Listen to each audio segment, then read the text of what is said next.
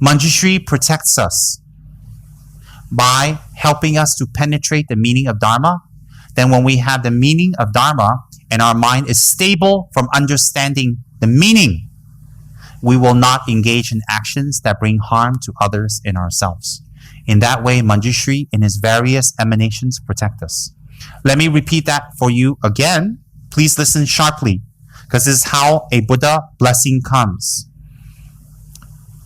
When we do Manjushri's practice, any of his emanations, he has many emanations, many forms. When we do Manjushri's practice, it helps us temporarily to clear obstacles in our mind or the non-clarity of our mind, so that when we read, listen, or contemplate on the Dharma, understanding arises. When that understanding arises, and we work or we operate or we do or we talk or we move or we think from that understanding, then we create less problems for others and ourselves. So when we create less problems, we become happier. Hence, we are protected from suffering or creating more suffering by the power of Manjushri. In what way?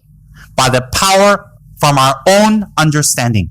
So we are not praying to Manjushri as a god, as a creator, as a powerful being outside of ourselves, and we ask him to do everything for us and we don't do a thing. No.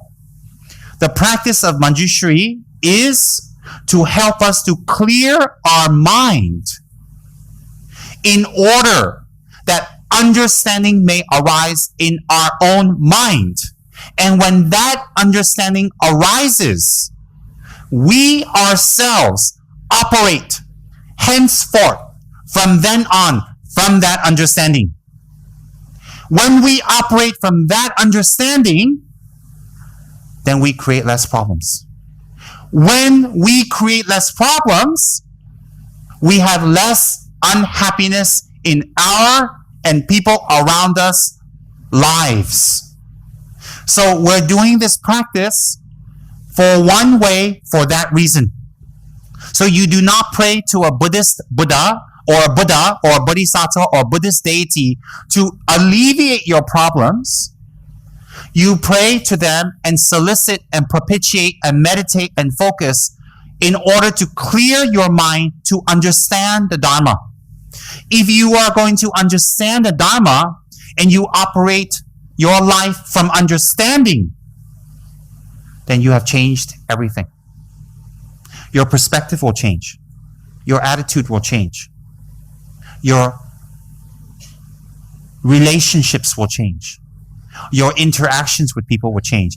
The whole energy of your face and your body and your countenance will change completely.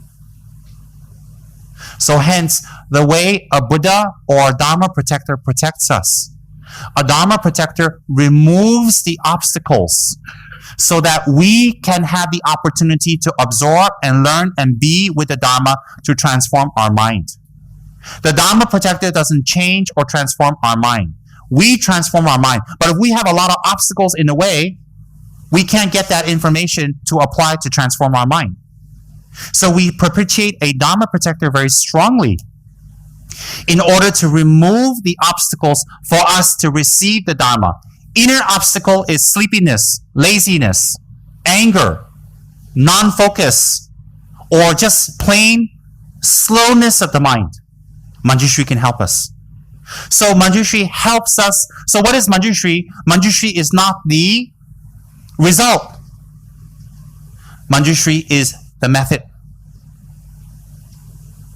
So hence, when we use Manjushri as a method, the result is clarity in understanding, clarity, intellectual perfection. When we have clarity and understanding, then we listen to the Dharma or meditate or contemplate, our whole attitude changes. Changes. Why? If you're standing in the middle of a typhoon with a tiger at your arm, an elephant about to step on you, a car in the front about to run over you, and then your guru says, hey, let me teach you the Dharma. You'd be like, what? You can't focus. There's a typhoon. You're in the middle. You're in a typhoon. You're blowing all over.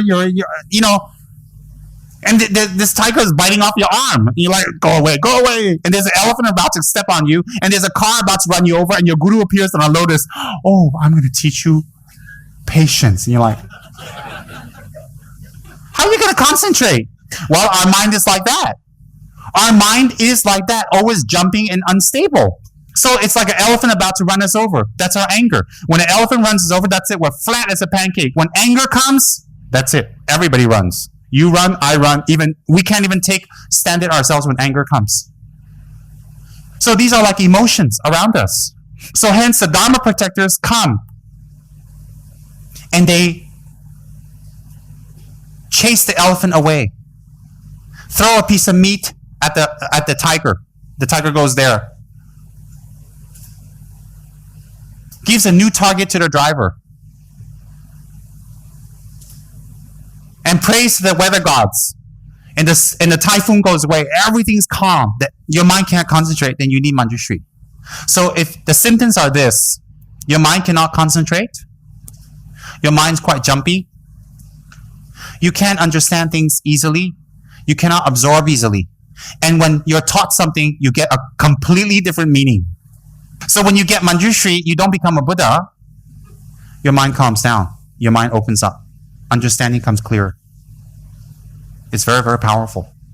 That's why when I teach any form of Manjushri to people, whether it's peaceful or wrathful, or as a Lama, or as a Dharma protector, when I teach any form of Manjushri to people, I teach from 100% conviction because I saw the results myself, in myself. It's not my imagination.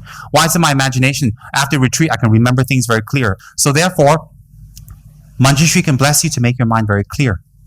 No matter how smart you are, you can become smarter.